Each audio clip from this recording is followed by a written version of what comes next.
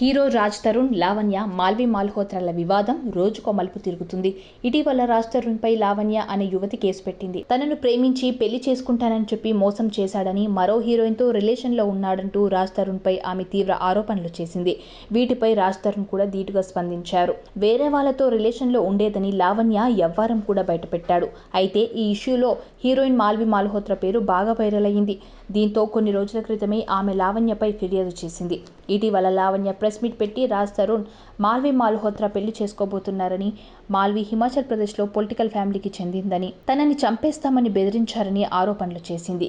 దీంతో తాజాగా లావణ్యపై నటి మాల్వి మాల్హోత్రా మరోసారి పోలీసులకు ఫిర్యాదు చేసింది. ఫిలింనగర్ పోలీస్ స్టేషన్కి వెళ్లిన హీరోయిన్ మాల్వి మాల్హోత్రా లావణ్యపై ఫిర్యాదు చేసింది. తనపై లావణ్య తప్పుడు ప్రచారం చేస్తుందని, ఆమె చెప్పినవన్నీ అబద్ధపు ఆరోపణలని, తానే నా సోదరుడికి అనుచిత సందేశాలను పంపుతోందంటూ ఫిర్యాదు చేసింది. మాల్వి మాల్హోత్రా ఫిర్యాదు మేరకు కేసు నమోదు చేసుకున్న ఫిలింనగర్ పోలీసులు దర్యాప్తు చేస్తున్నారు. ఇక ఈ కేసుపై లావణ్య ఎలా స్పందిస్తుందో అనేది ఆసక్తికరంగా మారింది. ఇప్పటికే నార్సింగ్ పోలీసులకు రాజ్ తరుణ్, మాల్విపై ఫిర్యాదు చేసిన లావణ్య మరోసారి కొన్ని ఆధారాలు, స్క్రీన్ షాట్లతో ఫిర్యాదులు చేసింది.